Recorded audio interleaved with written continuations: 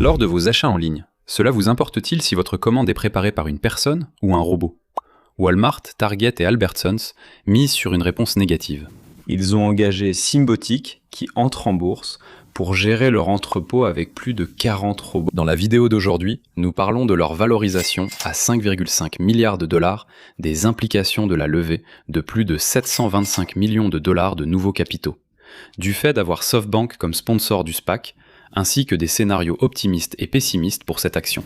Restez avec nous. Je suis Anna, voici Erin, et vous regardez le Piper Rundown. Nous analysons le business et la culture pour vous aider à réussir. Ce résumé est présenté par Rivers Agile. Rivers Agile associe la stratégie à l'ingénierie pour concevoir des solutions logicielles sur mesure.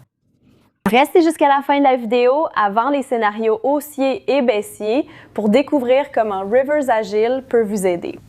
Et vous devez rester jusqu'à la toute fin pour découvrir pourquoi Anna porte des lunettes de soleil. Symbotic entre en bourse via un SPAC sponsorisé par SoftBank. Ils seront valorisés à 5,5 milliards et lèveront 725 millions de dollars. L'entreprise de robotique basée à Wilmington, dans le Massachusetts, a été fondée en 2005. Et leur système robotisé de réception et de prélèvement dans les grands entrepôts n'est pas seulement une technologie de pointe qui définit l'industrie, mais il sert aussi certains des plus grands détaillants de la planète. Walmart, Target, Albertsons, C&S Wholesale Grocers ont tous des contrats avec Symbotic pour les aider à automatiser et à rendre leurs entrepôts plus efficaces. Pour vous donner une idée de l'échelle ici, un seul système, le coût pour être intégré dans un entrepôt est de 50 millions de dollars. Une fois mis en place, les économies estimées pour cet entrepôt peuvent atteindre jusqu'à 10 millions de dollars. C'est une configuration complexe de différents robots, de systèmes permettant de récupérer des colis extrêmement rapidement et de supprimer l'intervention humaine dans ces systèmes. En plus de l'installation matérielle nécessaire pour rendre possible l'un de ces systèmes, il existe également un service d'abonnement continu pour le logiciel qui permet de faire fonctionner ces systèmes. Les robots se déplacent dans l'espace à environ 40 km/h. Et il existe une longue tradition d'automatisation et d'autres types de systèmes de fabrication appliqués aux grandes entreprises commerciales.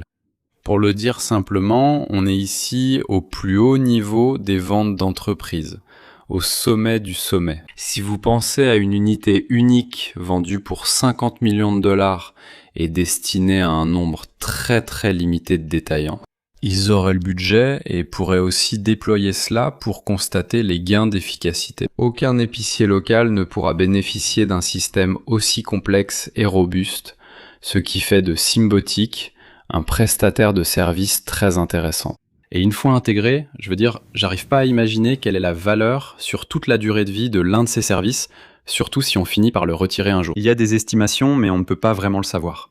Même après 15 ans dans le cycle de vie de l'entreprise, parce qu'une grande partie des débuts était consacrée à la R&D, et franchement sur le nombre d'itérations et de mises à jour qui pourront apporter à un entrepôt Walmart une fois que ce sera réellement mis en place. Un autre point important ici, c'est qu'une partie du SPAC implique un PIPE. C'est un véhicule fréquent pour un investissement privé additionnel, au-delà de celui détenu dans le véhicule de fusion inversée, permettant à l'entreprise de s'introduire en bourse. Walmart participe largement à cela, en injectant 150 millions de dollars. Et après la finalisation de cette transaction, Walmart possédera jusqu'à 9% de l'entreprise. Waouh. Donc, d'une certaine manière, nous avons déjà vu cela avec Amazon qui acquiert différentes entreprises de robotique ou prend une participation dans une entreprise comme Rivian, dont nous avons parlé dans une vidéo précédente. Les grandes entreprises, et Walmart est la plus grande en termes de chiffre d'affaires, les grands acteurs profitent d'une partie du potentiel de la technologie qui leur donne cet avantage.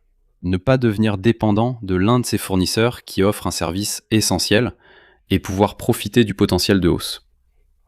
Ou, s'ils possédaient la totalité de Symbotic, ce qu'ils pourraient certainement acheter directement, 5 milliards ne sont vraiment pas si conséquents pour une entreprise de l'envergure de Walmart. Mais en ne prenant qu'une petite participation, ils peuvent essentiellement profiter d'une partie de la croissance et de la modernisation que leurs concurrents, Albertsons et Target, sont en train de réaliser. Une fois déployés dans leurs entrepôts, ils profiteront aussi de cette innovation à laquelle ils contribuent.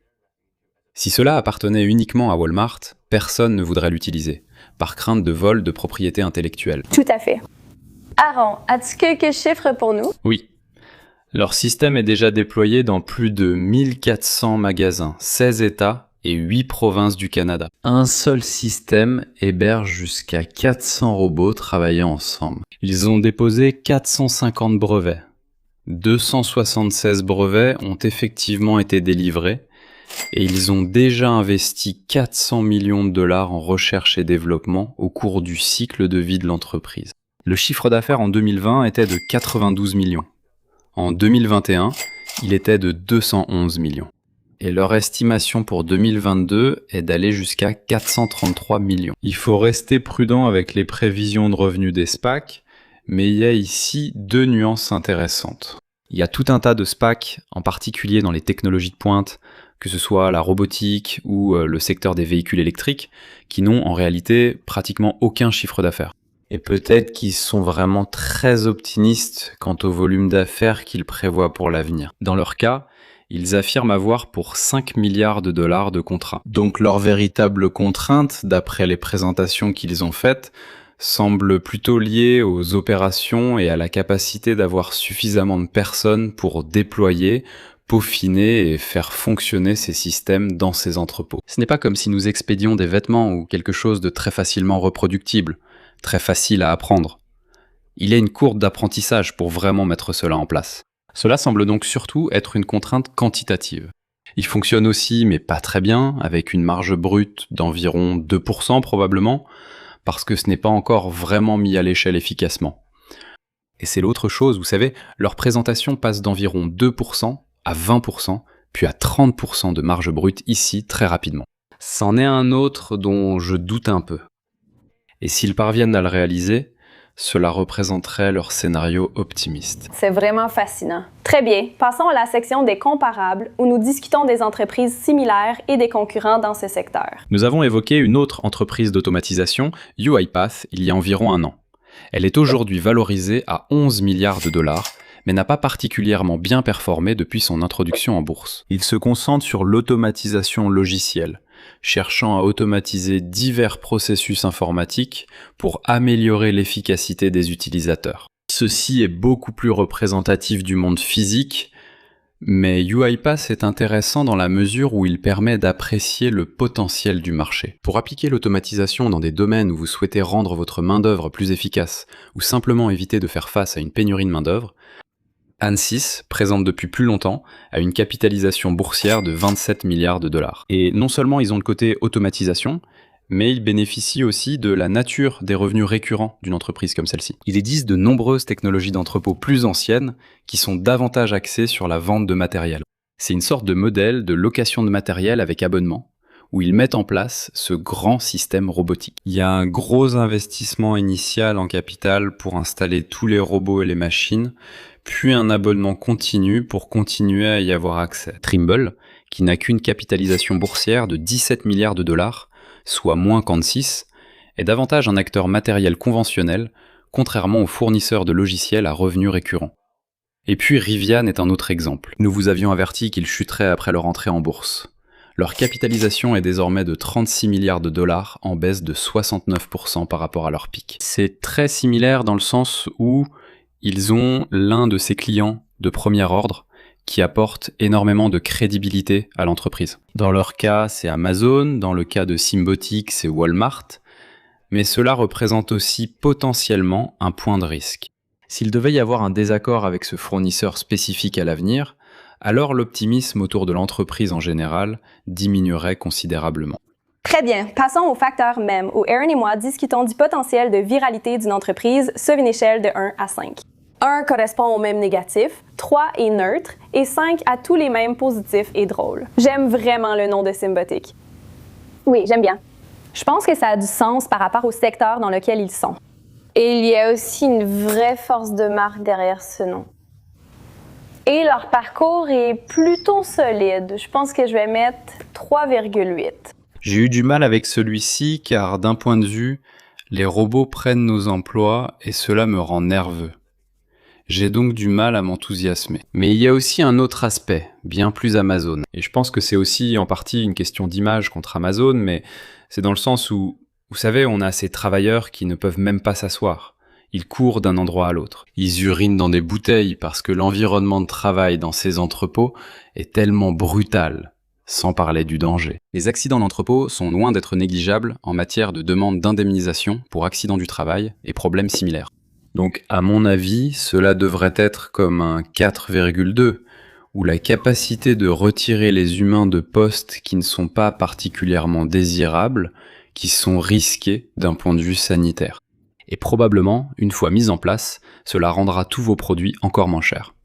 Vous savez, Walmart est connu pour être cette enseigne à bas prix. Leur capacité à gagner en efficacité grâce à ces systèmes et à répercuter cela sur le consommateur final est également très prometteuse. Mais ensuite, je reviens à l'idée que c'est l'exemple même des robots qui prennent le travail des humains, ce qui rend beaucoup de gens nerveux et mal à l'aise quant à ce que l'avenir nous réserve. Donc je vais m'arrêter sur 3,8. Oh, mais en fait, je voulais être à 4,2, parce que je pense vraiment qu'il y a, vous savez, de vrais revenus ici. Il y a de vrais systèmes efficaces en place. Et ça semble être un de ces cas où, franchement, les multiples de chiffre d'affaires sont fous. Une valorisation de 5,5 milliards de dollars pour une entreprise qui fait moins d'1/4 milliard de dollars, c'est comme... Je ne fais pas de calcul en public. C'est plus de 20 fois le chiffre d'affaires, ce qui montre l'engouement. Je reviens à 4,2. C'est mon dernier mot. On verrouille ? C'est ta réponse finale ? Je ne crois pas que ce soit permis dans le récapitulatif. C'est moi qui fixe les règles quand je ne porte pas de lunettes de soleil. Je ne pense pas que ce soit écrit quelque part. Mais d'accord, avant qu'on passe au scénario haussier et baissier, regarde-moi. Écoutons une dernière fois notre sponsor, Rivers Agile. Parce que tous ces différents systèmes sont interconnectés. Intégrer un nouveau système et l'interconnecter, c'est difficile, car tu travailles avec plusieurs entreprises différentes. Ces packages, surtout les nouveaux, peuvent ne pas fonctionner parfaitement avec certains des anciens systèmes, n'est-ce pas? Donc, tu dois être capable de rassembler tout ça et vraiment harmoniser l'ensemble du système. Appuie sur le bouton j'aime, ce n'est pas une blague. Passons au scénario haussier et baissier. Le scénario haussier repose sur la pénurie de main-d'œuvre, qui touche non seulement les États-Unis, mais aussi de nombreux autres marchés où il est difficile de trouver des personnes prêtes à occuper les emplois les moins attractifs. Et alors que ces entreprises essaient d'évaluer leurs vecteurs de risque pour l'avenir, dans un cas, il s'agit des chaînes d'approvisionnement, dans un cas, il s'agit de la pénurie de main-d'œuvre et de la hausse des coûts qui en résulte. Vous savez, nous sommes en Pennsylvanie, où le coût de la vie n'est certainement pas le même que dans certaines grandes métropoles, comme New York, San Francisco ou autres. Mais vous savez, on voit des cas où McDonald's propose 23 $ de l'heure pour quelqu'un qui travaille là-bas. Ce qui est tout simplement exponentiellement plus que tout ce dont je me souvienne, du moins récemment. Dans cet environnement, les entreprises sont fortement incitées à trouver des endroits où l'automatisation peut être appliquée. Non seulement par nécessité due à l'augmentation des coûts, mais aussi par nécessité d'accomplir les tâches à réaliser. Pendant la pandémie, les dirigeants d'Amazon n'avaient pas de problème de demande, mais de livraison des produits. Nous avons besoin de suffisamment de personnes pour déplacer les articles des étagères à leur destination. Vous savez, la capacité d'avoir un entrepôt qui fonctionne 24 heures sur 24, 7 jours sur 7, 365 jours par an, c'est vraiment important pour ces commerçants.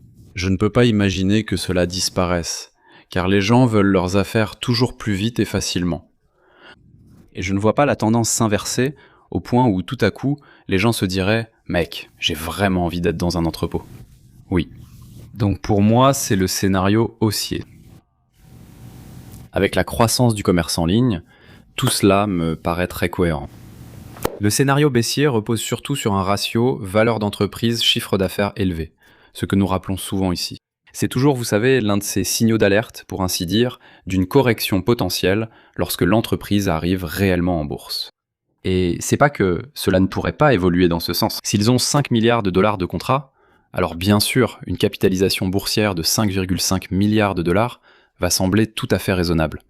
Mais ils doivent concrétiser cela. Donc pour moi, le scénario baissier à court terme, c'est essentiellement la probabilité qu'il y ait une sorte de correction du ratio valeur d'entreprise sur chiffre d'affaires. Mais à long terme, ce n'est pas comme s'ils avaient un seul bon client, comme c'était le cas pour Rivian. Nous étions plutôt sceptiques concernant Rivian. Ils ont actuellement 4 des plus grands détaillants du monde comme clients. C'est fou. Assez dingue. Très bien, voilà un résumé. Merci d'avoir regardé jusqu'à la fin. Si vous avez regardé jusqu'au bout, abonnez-vous. Vous savez que vous en avez envie. Et sur notre vidéo de l'introduction en bourse de Corebridge, Paulo Rica a dit « Merci Peralta, c'était très instructif. » Peralta, d'accord, désolé. Qu'est-ce que tu veux? Eh bien, je vais te laisser deviner pourquoi je porte des lunettes de soleil aujourd'hui. Voyons voir. Premièrement, je suis malade et fatiguée. Deuxièmement, quelqu'un m'a frappé. Je me suis battue la nuit dernière et ce n'était pas joli à voir. Et troisièmement, j'ai une gueule de bois carabinée. Je vous laisse décider. Merci d'avoir regardé.